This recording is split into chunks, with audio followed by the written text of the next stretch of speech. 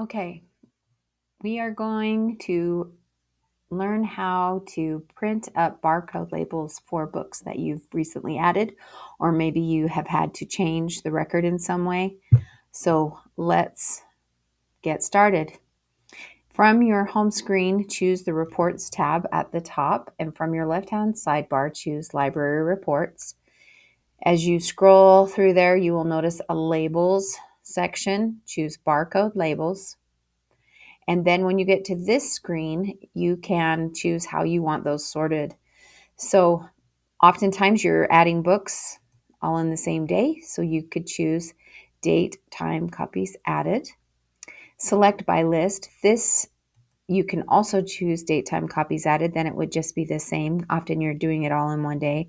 Or you can choose barcode list. If you choose date, time, copies added from this screen, you will click on the calendar and choose the date you want. If you have added them all in one day, then you can choose whatever day in the calendar that is and do it again in this date.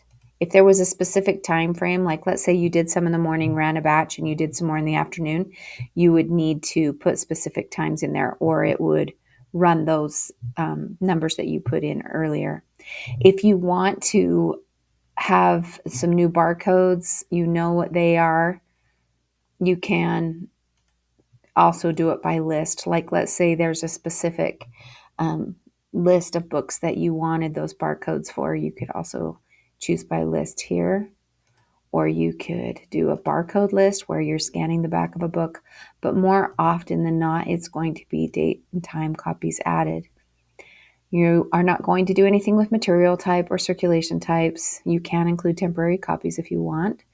The advantage to printing up your barcodes through Destiny is that you can include your school name, the title of the book, the author, and the call number if you so choose, so that you have a little more information on that barcode label.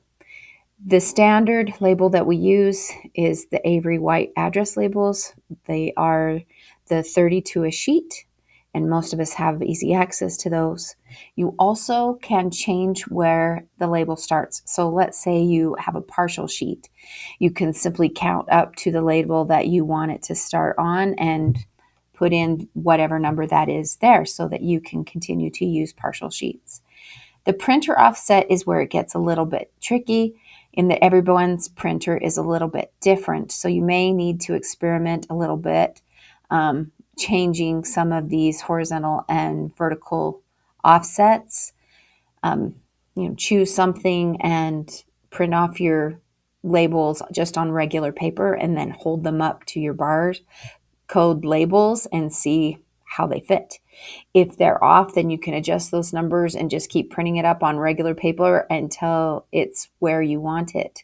Then write those numbers down on the inside flap of your label box so that you always have that in case something happens. So what my numbers show here will likely be different than what yours show, simply because I don't know what printer you're using.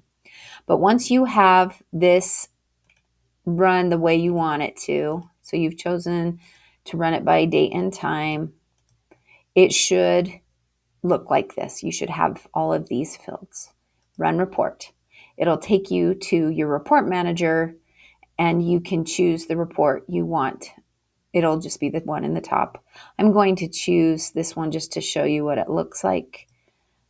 So this is some labels I ran earlier in the year. You can see that it has my site name and the name of the book that is put on the back of it. So then you'll print it from here. From your print screen, you always need to make sure that here on the scale that it is your default setting, not fit to paper. Default is where you want to go. And you should be able to print up those labels and put them on your books fairly easily.